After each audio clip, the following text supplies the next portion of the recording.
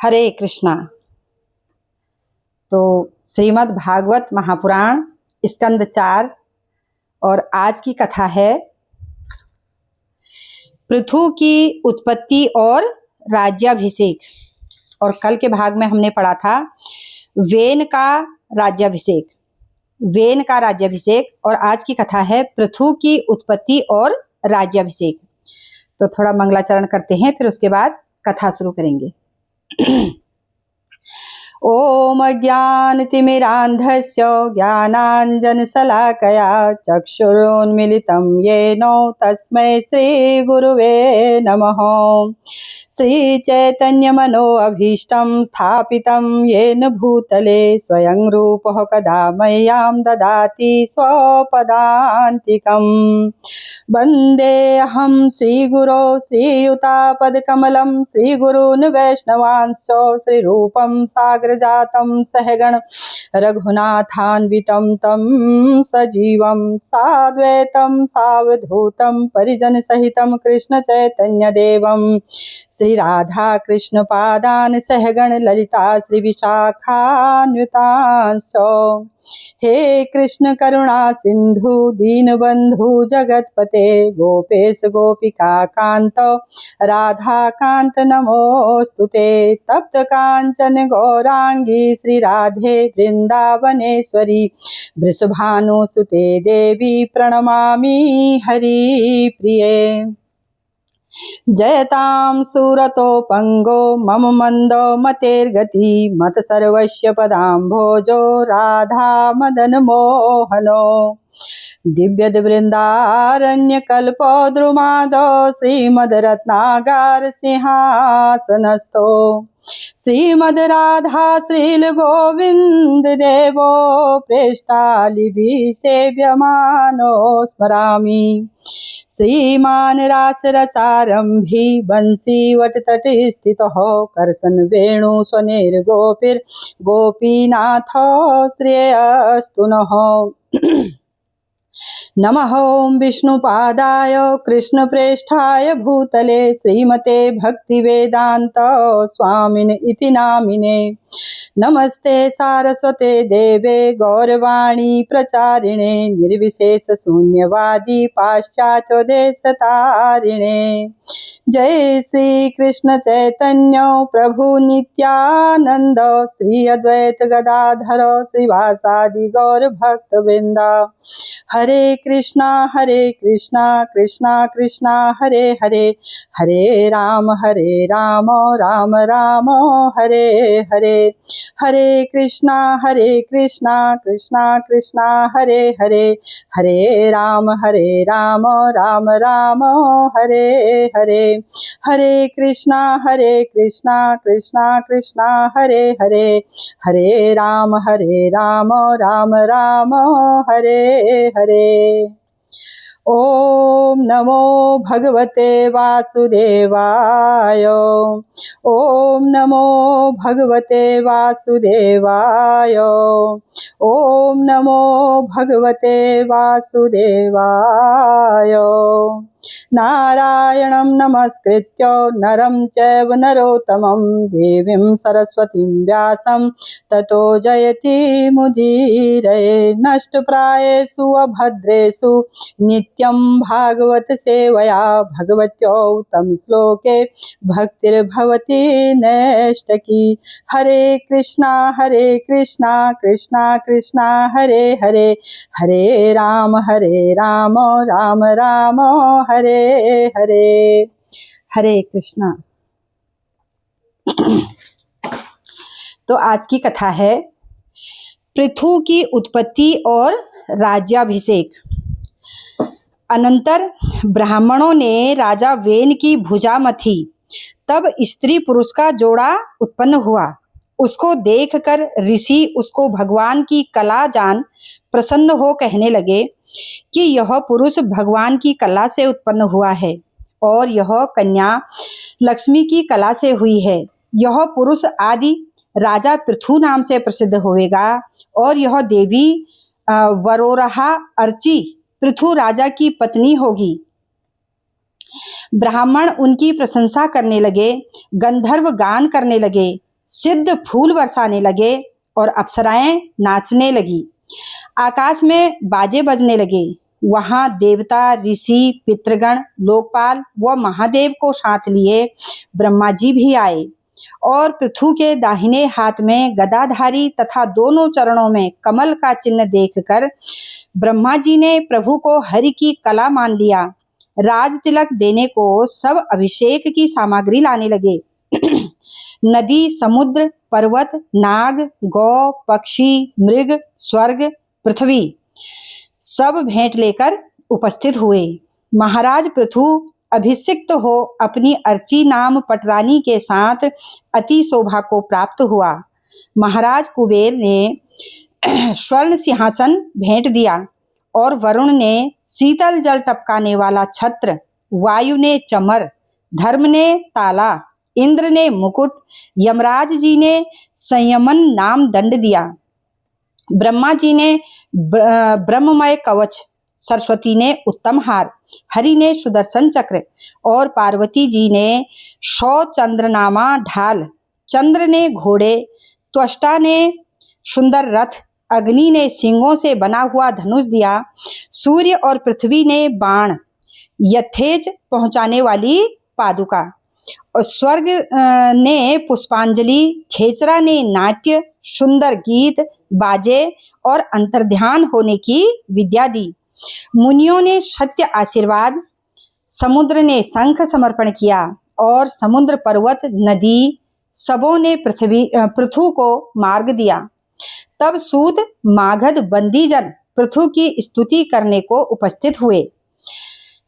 तब वेनपुत्र पृथु ने गंभीर वाणी से कहा कि हे बंदीजनों, जिसके गुण संसार में विदित होते हैं, जिसकी स्तुति करना योग्य है, मेरे लिए तुम्हारी वाणी मिथ्या होनी चाहिए। इस कारण जब मेरे गुण प्रकट हों तब तुम मेरे यश की प्रशंसा करना। हे सूत, हम तो अभी लोक में प्रसिद्ध नहीं हुए हैं, फिर अपनी स्तुति कैसे करावें? तो मैत्रेय जी कहने लगे कि राजा पृथु निषेध करता तो रहा, परंतु गायक गुण मुनियों की प्रेरणा से स्तुति करने लगे। हे माया अवतार, आप साक्षात नारायण हैं। हे महाराज, आप धर्म धारण करने वाले, लोगों को धर्म में चलाने वाले और मर्यादा की रक्षार्थ अपराधी को दंड देने वाले हो। सबको समान भाव से बरतकर दुखी जन जो ऊपर आ पड़ेंगे, उनके अपराध के भार को सहन करोगे। आप अमृतमयी मूर्ति से वो अनुराग भरी चितवन से, मंद मुस्कान से जगत को तृप्त करेंगे। सबके भीतर और बाहर कार्यों को गुप्त दूतों द्वारा देखता हुआ महाराज पृथु उदासी रहेगा। पृथु दृढ़ व्रत, सत्यवादी, वृद्ध जनों का सेवक, सबको शरण देने वाला होएगा। जब पिछला यज्ञ समाप्त होने पर होगा, तब इनके घोड़े को इंद्र हर ले जाएगा। तब राजा पृथु अपने उपवन में सनत कुमार को अकेले पाकर उनका आराधन करके ज्ञान को प्राप्त होगा। जहां जहां प्रजा जन महिमा गाकर प्रसिद्ध करेंगे, तब राजा पृथु अपनी कथा सुनेंगे। पृथ्वी को मारने के लिए पृथु का उद्योग। अब कथा शुरू हो रही है कि पृथ्वी को मारने के लिए पृथु का उद्योग। अब महाराज पृथु ने ऐसा क्यों किया, तो इसकी कथा यहाँ पर हम सुनेंगे। मैत्रेय जी कहते हैं कि हे विदुर, जब बंदी जनों ने पृथु को विख्यात किया, तब उन बंदी गणों को पृथु ने प्रणाम कर सत्कार सहित मनोकामना पूर्ण प्रसन्न किया और ब्राह्मण आदि सब प्रजा का पृथु ने सत्कार किया। तब विदुर बोले कि हे मैत्रेय जी, पृथ्वी ने गौ का रूप क्यों धारण किया और पृथु ने उसको दुहा, तब बछड़ा कौन हुआ और दुहने का पात्र क्या था? ऊंची नीची पृथ्वी को पृथु ने बराबर कैसे किया? तो राजा के पवित्र घोड़े को इंद्र किस कारण चुरा कर ले गया? हे ब्राह्मण, सनत कुमार से पृथु किस ज्ञान को प्राप्त हो, किस गति को प्राप्त हुआ? तथा और भी पृथु शरीर का जो पवित्र यश है, वह कृपा करके मुझसे वर्णन करो। अब सूत जी ने कहा कि जब ब्राह्मणों ने पृथु को राज्य दिया तब ऐसा हुआ कि एक साथ भूमंडल अन्न रहित हो गया और प्रजा ने क्षुधा से दुर्बल शरीर हो पृथु के समीप जाकर कहा कि हे राजन, हम सब जठराग्नि से दग्ध हो रहे हैं। हे शरणागत रक्षक, अन्न बिना हम लोग मर न जावें। दुखित हुई संपूर्ण प्रजा का दीन वचन सुनकर पृथु जी ने विचार किया और भली भांति जान लिया कि इस समय संपूर्ण औषधियों के बीजों को पृथ्वी निगल गई है, इसी से अन्न उत्पन्न नहीं कर सकती। यह निश्चय कर धनुष हाथ में लेकर क्रोध करके महाराज पृथु ने पृथ्वी के मारने को बाण चढ़ाया। पृथु को क्रोध पूर्वक शस्त्र उठाए देखकर पृथ्वी गौ का रूप धारण करके भयभीत हो भाग गई। उसके पीछे पृथु जी क्रोध से धनुष बाण चढ़ाए दौड़े और जहां तक पृथ्वी गई वहां तक उसका पीछा ना छोड़ा। जब पृथ्वी पीछे लौटी और पृथु जी के सम्मुख मस्तक नवाकर बोली कि हे शरणागत वत्सल, मेरा पालन करो। आप मुझ निरपराधिनी को किस कारण मारना चाहते हो, जिस पर यह संपूर्ण जगत स्थिर है? ऐसी मुझे मारकर अपने शरीर को और इस प्रजा को जल पर कैसे धारण करोगे? यह सुनकर पृथु जी बोले कि हे वसुधे, तुझे मैं मार ही डालूंगा, क्योंकि यज्ञ में तू अपना भाग तो ले लेती है लेकिन अन्न नहीं उपजाया करती। तुम मंद बुद्धि ने मुझे कुछ ना समझ ब्रह्मा जी की प्रथम रची हुई औषधियों के बीज रोक लिए हैं, उनको तू उत्पन्न नहीं करती है। इसलिए क्षुधा पीड़ित प्रजा को तुझे मार कर तेरे मांस से शांत करूंगा, क्योंकि जो प्राणी आप ही अपनी बड़ाई करने वाला हो, दया ना रखता हो, उसके वध करने वाले को कुछ दोष नहीं लगता। अरी हटीली, माया से गौ रूप धारण करने वाली तुझे तिल तिल काट कर मैं अपने योग बल से प्रजा को जल के ही ऊपर धारण करूंगा। इस प्रकार क्रोध मूर्ति धारण किए हुए पृथु को देख हाथ जोड़ पृथ्वी बोली, आपको मैं बारंबार प्रणाम करती हूँ। जिस विधाता ने जीवों के रहने निमित्त मुझको रचा है, वही स्वाधीन परमेश्वर आज मेरे मारने को उद्यत हुए हैं, तब मैं किसकी शरण में जाऊं? हे विभो, आपने अपनी आत्मा से रचे जगत को भली भांति से स्थापित करने हेतु बराह अवतार धारण कर हिरणाक्ष को मारकर रसातल से मेरा उद्धार किया था और मुझ पर हुई प्रजाओं की रक्षा हेतु पृथु रूप धार करके प्रकट हुए हो। फिर मुझे क्यों मारना चाहते हो? बड़े अचंभे की बात है। अब कथा शुरू हो रही है कि कामधेनु रूपिणी पृथ्वी का दोहन। कामधेनु रूपिणी पृथ्वी का दोहन। पृथ्वी क्रोधित पृथु की स्तुति कर फिर बोली कि हे प्रभो, आप क्रोध शांत करो और मेरी विनय सुनो। जो बुद्धिमान होते हैं वे सब वस्तुओं से सार ग्रहण कर लेते हैं। हे राजन, पूर्व ब्रह्मा जी ने जो औषधियां रची थी उनको वेन आदि कुकर्मी राजाओं को भोगते देखा तो मैंने यज्ञ के अर्थ उन औषधियों को निगल लिया।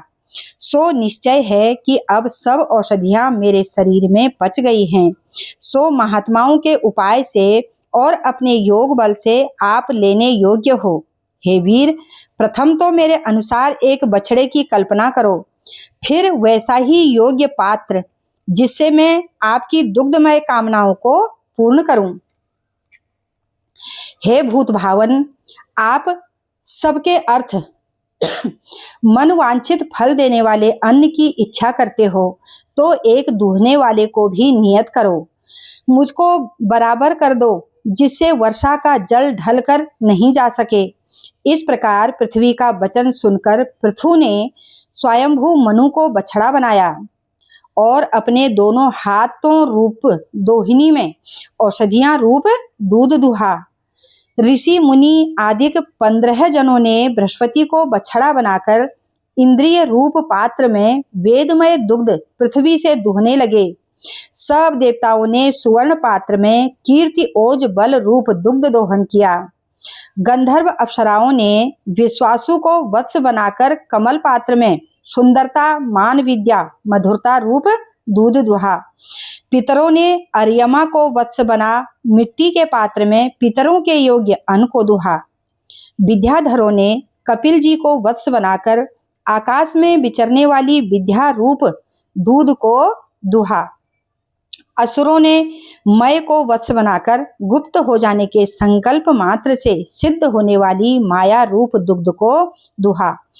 यक्ष, राक्षस, भूत, पिशाच सबों ने रुद्र वत्स बनाकर कपाल पात्र रुधिर रूप आसव का दोहन किया। पशुओं ने नंदीश्वर को बछड़ा बनाकर वन रूप दोहिनी तृण रूप दुग्ध का दोहन किया और मांसाहारी जीवों ने सिंह को वत्स बनाकर शरीर रूप पात्र में मांस रूप दूध दुहा। पक्षियों ने गरुड़ को वत्स बना शरीर रूप पात्र वनस्पति रूप दूध दुहा। पर्वतों ने हिमालय को वत्स बनाकर शिखर रूप पात्र में धातुओं को दुहा। इस प्रकार सबों ने पात्र वत्स आदि बदलकर अपने मनमाने अन्न को पृथ्वी से दुहा। फिर पृथु ने प्रसन्न हो पृथ्वी को बराबर कर दिया। पृथ्वी पर उत्तमोत्तम निवास स्थानों की कल्पना करने लगे। ग्राम, दुर्ग, गौशाला, ग्वालों के निवास स्थान, सेना के रहने योग्य स्थान, किसानों को गांव, सबों को बनाया। महाराज पृथु से पहले गांव आदि की रचना कहीं नहीं थी। तो तदंतर पृथु ने 100 अश्वमेघ यज्ञ करने के संकल्प से मनु दीक्षा नियम धारण किया। इंद्र ने समझा कि उनके यज्ञ पूर्ण हो जाएंगे तो इंद्रासन छिन जाएगा। दुखी होकर और विघ्न करने लगा। 100वां यज्ञ करके पृथु जी भगवान का पूजन करने लगे। तब इंद्र ने अंतर्ध्यान होकर घोड़ा हरण किया। दौड़ते हुए इंद्र को अत्रि जी ने यज्ञाश्व लिए जाते देखा। अत्रि की प्रेरणा से पृथु का पुत्र विजिताश्व इंद्र को मारने दौड़ा। उसी समय जटा रखाए भस्म धारण किए योगी के स्वरूप इंद्र को देख विजिताश्व ने उसके मारने को बाण नहीं छोड़ा। जब पुत्र लौट आया तब उसको अत्रि जी ने फिर भेजा और कहा कि हे तात, यही इंद्र है जो तुम्हारे पिता के यज्ञ विध्वंस करने वाला यही है, यह योगी नहीं है। विजिताश्व तब फिर शीघ्र ही पीछे लौटा और क्रोध करके इंद्र पर झपटा। तब इंद्र घोड़े को छोड़कर अंतर्ध्यान हो गया। राजकुमार अपना घोड़ा लेकर यज्ञशाला में आया। महर्षियों ने राजकुमार के अद्भुत कर्म को देखकर उसका नाम विजिताश्व रख दिया। इंद्र फिर वहां आया और अंधकार फैलाकर सांकल में बंधे हुए यज्ञाश्व को सांकल सहित खोलकर चुराकर ले गया। फिर विजिताश्व इंद्र के पीछे गया और कपाल धारण किए इंद्र को देखकर बाण प्रहार नहीं किया। अत्रि मुनि ने फिर कहा कि अरे पुत्र, मारता क्यों नहीं, यही इंद्र है। यह सुनकर राजकुमार बाण संधान कर इंद्र के पीछे दौड़ा। तब इंद्र घोड़ा त्याग कर वहीं अंतर्ध्यान हो गया। तब वह वीर घोड़े को लेकर यज्ञ में आया। पराक्रमी महाराज पृथु ने इस बात को जानकर सुरेंद्र पर क्रोध करके धनुष बाण हाथ में लिया। तब मुनियों ने कहा कि हे महाबाहो, यज्ञ में यज्ञाश्व के अतिरिक्त किसी दूसरे का वध करना उचित नहीं है। हे ऋत्विज, इंद्र वध तुमको उचित नहीं, क्योंकि इंद्र यज्ञ भगवान का शरीर है। इंद्र के साथ मित्रता करो, नहीं तो यह अनेक माया रचकर यज्ञ विध्वंस करने की चेष्टा करेगा। हे राजन, आपने जो 99 यज्ञ किए हैं ये ही बहुत हैं। इंद्र आपका ही स्वरूप है, इसलिए क्रोध करना योग्य नहीं है। आप इस संसार में धर्म मर्यादा की रक्षा करने के अर्थ अवतरे हो। इस जगत का जिस प्रकार कल्याण हो ऐसा ही उपाय करके प्रजापतियों के मनोरथ को पूर्ण करो। इस प्रकार पृथु जी को ब्रह्मा जी ने समझाया। तब यज्ञ परित्याग कर राजा पृथु ने इंद्र के साथ मिलाप कर लिया।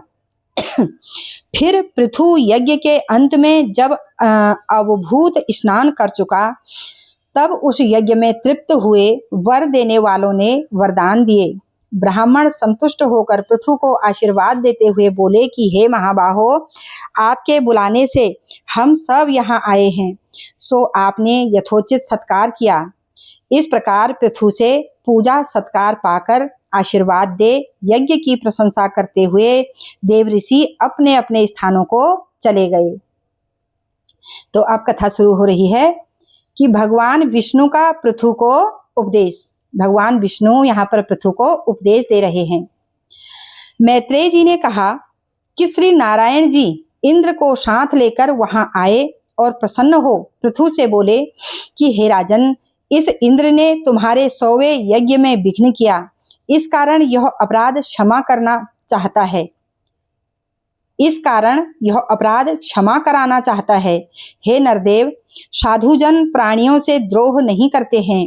हे वीर, तुम सम, उत्तम, मध्यम, अधम, सुरव और दुख में समान भाव रखो और इंद्रियों को जीतो। प्रजा का पालन ही राजा का धर्म है।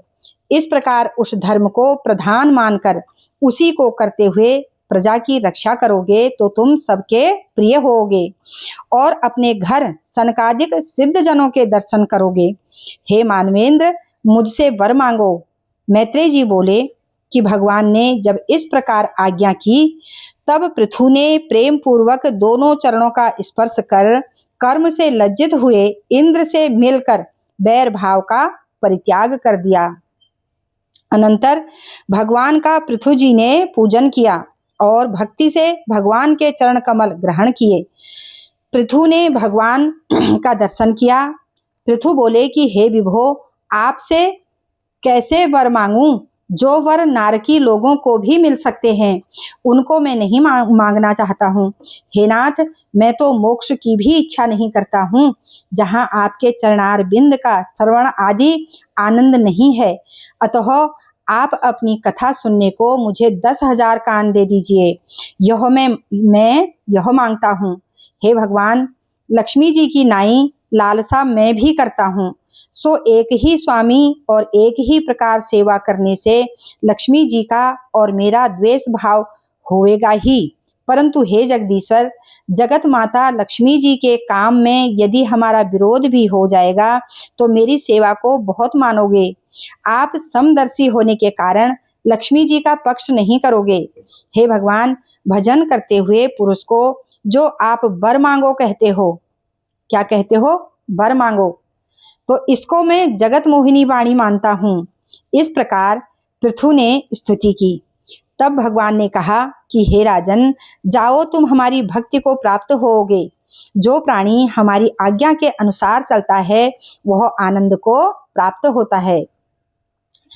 अब यज्ञ सभा में पृथु द्वारा प्रजा वर्ग के प्रति कृतज्ञता, कथा शुरू हो रही है कि यज्ञ सभा में पृथु द्वारा प्रजा वर्ग के प्रति कृतज्ञता। राजा पृथु ने अनेक श्रेष्ठ कर्म करके जगत की रक्षा की और अपने प्रताप को भूमंडल में फैलाया और अंत समय मोक्ष को प्राप्त हुए। पृथु का सुयश सुन उसको वर्णन करने वाले मैत्रेय जी का सत्कार करके विदुर जी बोले जिस पृथु का ब्राह्मणों ने राज्याभिषेक किया था और देवताओं ने पदार्थ भेंट में दिए और जिसने विष्णु के तेज को अपनी भुजाओं में धारण कर पृथ्वी को दुहा, उस पृथु की कीर्ति को ऐसा कौन है जो ना सुने। तो मैत्रेय जी बोले कि गंगा और यमुना के बीच क्षेत्र में निवास करते हुए महाराज पृथु जी अपने किए हुए पुण्य को त्याग करने की अभिलाषा से अपने कर्मों के सुखों को भोगने लगे, परंतु उनमें आसक्त नहीं हुए। हे विदुर, एक समय पृथु ने महायज्ञ में दीक्षा ली। वहां देवता, ब्रह्मर्षि और राजऋषि लोगों का समाज हुआ। समाज में आए हुए पुरुषों का सत्कार पूजन करता हुआ पृथु समाज में खड़ा हुआ। राजा पृथु ने कहा कि हे सभासदों, मैं दंड धारण करने वाला राजा प्रजा की रक्षा करने, आजीविका देने, चोर आदि अपराधियों को दंड देने और सबको धर्म मर्यादा में स्थापना करने को परमात्मा से नियत किया गया हूँ। सो मुझे इन कर्मों के करने में सब लोग प्राप्त हो गए हैं। जो राजा प्रजा को धर्म उपदेश नहीं करता है, जो राजा प्रजा को धर्म उपदेश नहीं करता है और उससे कर लेता है, वह राजा अपनी प्रजा के पाप को भोगता है। हे पितर, देवता और ऋषियों, आप भी बात का अनुमोदन करो, क्योंकि कर्म करने वाले, शिक्षा देने वाले, अनुमोदन करने वाले को परलोक में बराबर फल मिलता है। हे महात्मा जनों, परमेश्वर को नहीं मानने वाले राजा वेन आदि मनुष्यों में शोच करने योग्य है। धर्म, अर्थ, काम, मोक्ष की प्राप्ति केवल आत्मा से ही होती है। परमेश्वर के चरण में उत्पन्न हुई रुचि तपस्वी जनों के पापों को नष्ट कर देती है।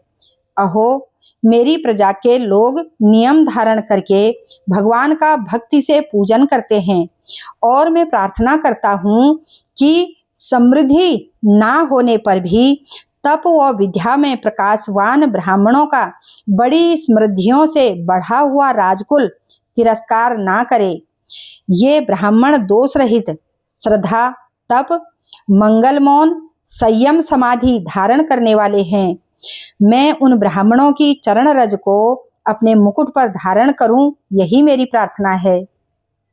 यह सुनकर पितर, देवता व ब्राह्मण धन्यवाद देकर प्रशंसा करते हुए बोले, इस संसार में पुत्र के सुकर्म से पिता का परलोक सुधर जाता है, क्योंकि ब्राह्मणों के शाप से मरा हुआ वेन अपने पुत्र पृथु के प्रभाव से तर गया। हे पवित्र कीर्ति वाले, आपके स्वामी होने से हम जानते हैं कि भगवान हमारे स्वामी हैं। हे नाथ, आप हमको शिक्षा देते हो, इसमें आश्चर्य की बात नहीं है, क्योंकि दयावान महात्मा प्रजा पर स्नेह रखते हैं। हे प्रभो, प्रारब्ध कर्म से भटकते हुए हम लोगों को आज आपने अज्ञान अंधकार से पार कर दिया है। हरे कृष्णा। आज की कथा को यहीं पर विराम देते हैं, और अगली कथा है कि पृथु को महर्षि सनत कुमार का ज्ञान उपदेश। हरे कृष्णा।